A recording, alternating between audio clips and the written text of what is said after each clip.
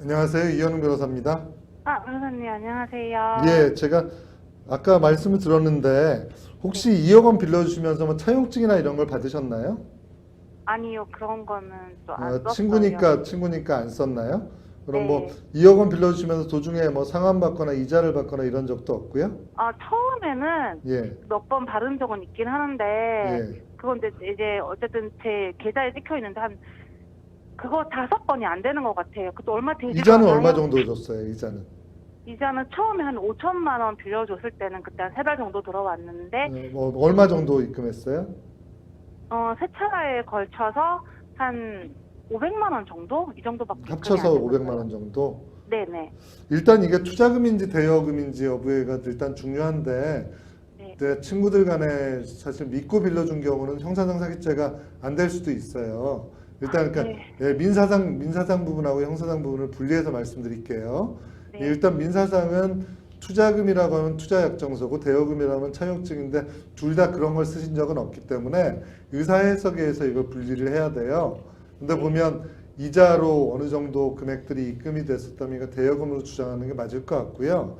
대여금이라면 적어도 당사자 간에 뭐 이자를 구두라도 몇 프로 주겠다 이런 내용들이 있을 거잖아요. 네. 그리고 그런 부분에 대한 카톡이나 뭐 이렇게 문자 메시지 내용도 있고요. 네, 예, 있습니다. 그러니까 그러면 적어도 지키지 않았다 하더라도 뭐 차용증이나 그 문서는 없다 하더라도 이자의 약정을 구체적으로 카톡으로 하거나 이거 얼마 줄게라고 했다면 그거는 대여금으로 보는 게 맞고요. 그래서 민사상 대여금 반환 청구 소송은 당연히 이자까지 연 24%, 지금은 이제 좀 줄어들었죠. 연 21%의 범위 내에서 약정한 것은 이자까지 청구할 수가 있고요. 단지 민사상 채무하고 형사상 사기죄가 성립하는 거와는 또 문제가 달라져요. 민사상 대여금 반환 청구 소송은 지금 하는 데는 문제가 없을 것 같고요. 네. 형사상 사기죄가 되려면 나중에 거짓말을 하는 것이 아니라 돈을 빌릴 당시에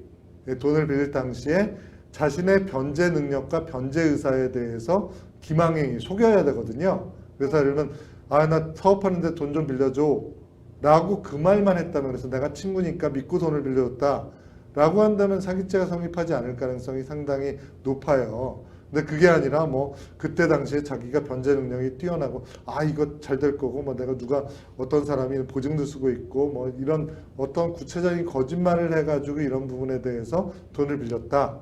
그래가지고 그리고 그냥 믿고 빌려준 것이 아니라 말하자면 어떤 사람을 그 사기죄 성립하는 경우는 그런 경우 많은데 이런 사람이 대신 갚아줄 거야 라고 하고 허무인을 만들어내서 그 사람하고 전화 통화도 하게 하고 또는 그 사람을 보증인으로 세워서 뭐도 쓰게 하고, 그런데 그런 사람이 존재하지 않았다거나 아니면 평소에 자신의 재력을 엄청나게 과시했다거나 이런 부분들이 있다면 거기에 기해 사기죄가 성립될 가능성은 높은데요. 기망행위가 있다고 봐서 그런 게 없다면 친구 간에 믿고 빌려줬다면 이제 물론 자세하게 건 살펴봐야 됩니다. 지금 이 상담 시간에 잠깐 얘기할 것이 아니라 구체적인 돈이 5천만 원에서 몇 번씩 가면서 구체적인 어떤 기망행위 여부를 따져봐야 되거든요.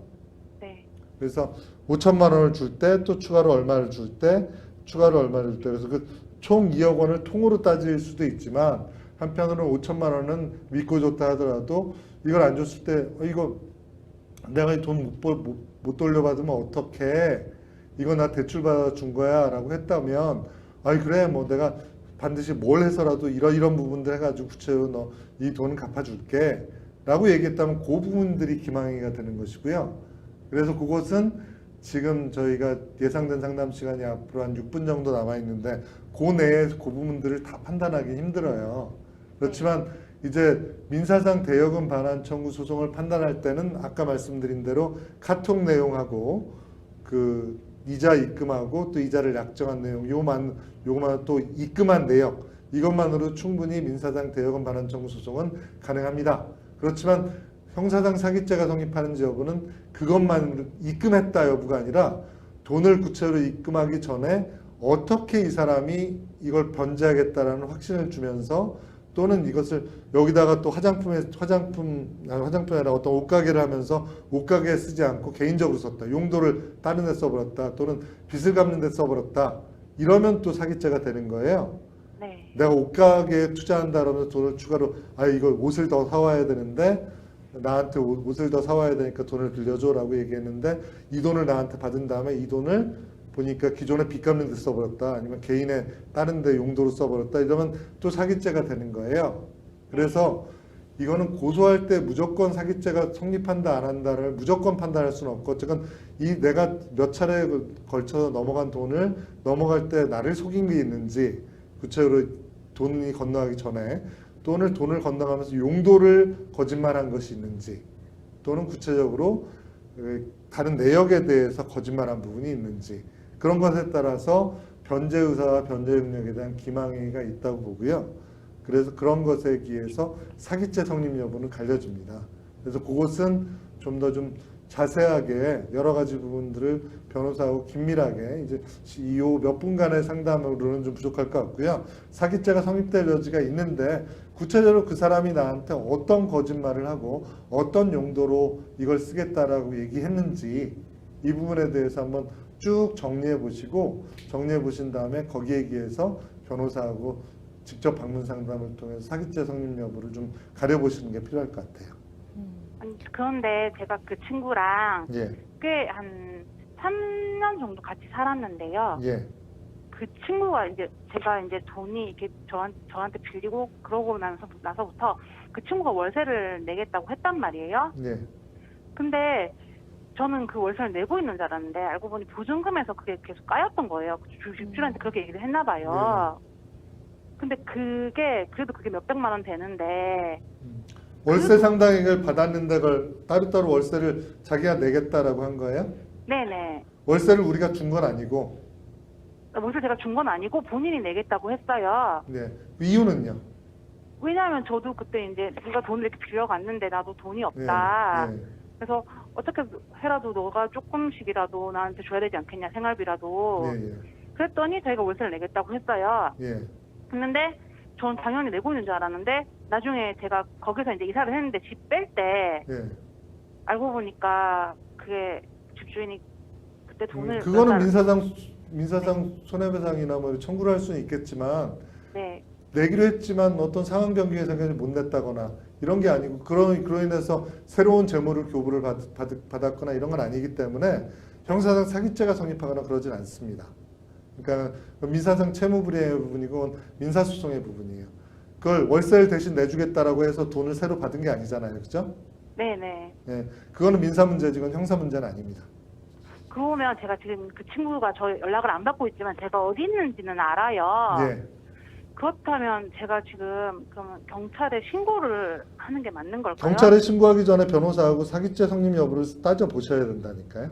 그러니까 지금 누가 연락을 안 받는 것은 나중에 돈을 받은 다음에 나중에 변경된 것이고, 애초부터 돈을 받을 때부터 이게 변제 의사 변제능력이 없었는지 여부, 기망행위 속였는지 여부에 대해서 일단 법률 전문가하고 상담을 해보신 다음에 적어도 죄가 성립된다고 할 때 고소를 하셔야지, 그냥 돈 안 갚았으니까 돈 안 갚고 지금 어디 있는지 안다 그래가지고 고소해, 그냥 전문가하고 알아보지 않고 본인만 고소하시면 그거는 무혐의 결정이 날 가능성이 상당히 높아요. 그러니까 네. 사건 내용을 정리해가지고 적어도 어떤 걸 나한테 돈을 빌릴 때, 지금 거짓말하는 거 말고 돈을 빌릴 때 거짓말을 하고 또는 용도를 거기에 맞지 않게 사용했는지 여부, 이런 부분들을 정리해서 변호사하고 상담부터 일단 해보시라고요. 본인이 먼저 일방적으로 신고하시는 거는 더구나 사기죄 성립 여부는 여러 가지 가능성이 있기 때문에 권하고 싶지 않습니다. 권하기 힘듭니다.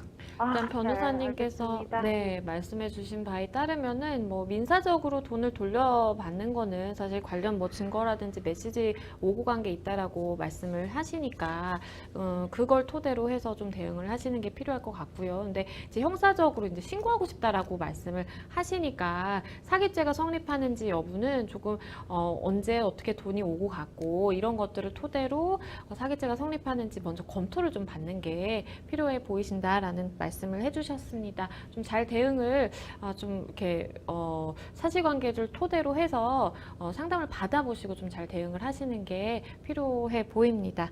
네, 오늘 전화 주셔서 감사합니다. 네, 감사합니다. 네.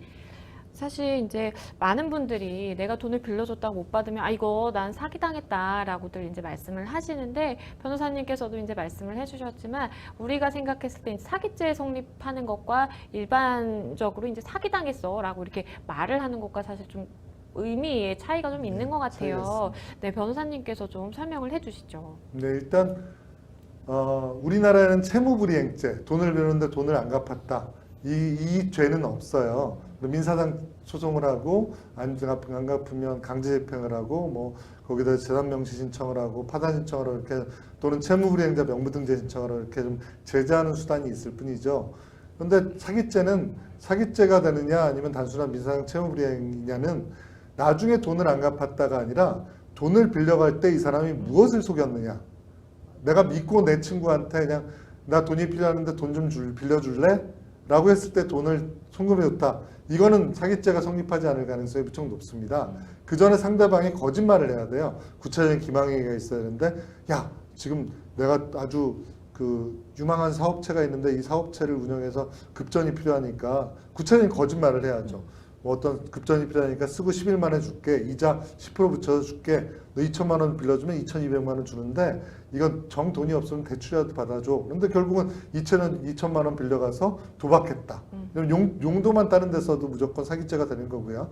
근데 용도는 모르잖아요, 당사자가. 그러니까 결국 고소했을 때 이 사람이 제대로 이 사업체에 썼는지 여부를 살펴봐야 되는 거고 또 그 사업체가 이미 2천만 원을 빌릴 때 완전히 그 자본 잠식 상태라 도저히 회생불능이다. 이런 걸 거짓말을 했다면 내가 10일 만에 줄게 라고 하면서 거짓말을 했다면 이것도 사기죄가 성립하는 거고요. 그렇지만 그게 아니라 뭐 그냥 내가 돈이 좀 급하게 필요한데 좀 친구로서 빌려줄래? 라고 할 때 그냥 묻고 따지지도 않고 2천만 원을 빌려줬다. 이러면 사기죄가 성립하기 힘들죠. 네. 상대방이 구체적으로 묵시적으로도 기망행위를 해야 되고 구체적으로 기망행위 어떤 거짓말을 해야 되는데 거짓말은 변제 의사와 변제 능력에 대해서 거짓말을 해야 됩니다. 그런 부분들을 잘 그래서 처음부터 요건 사실에 고소장에 잘 정리해야지 일반인들이 생각할 때 내가 돈을 빌렸는데 돈 안 갚았으니까 이 사람은 사기죄다. 이건 성립이 안 되는 경우가 거의 많아요. 그렇죠. 그래서 반드시 사기죄 고소 전에는 변호사를 통해서 변호사를 고소대리인으로 선임하지 않더라도 변호사를 통해서 상담을 하고 결정하는 게 좋겠습니다.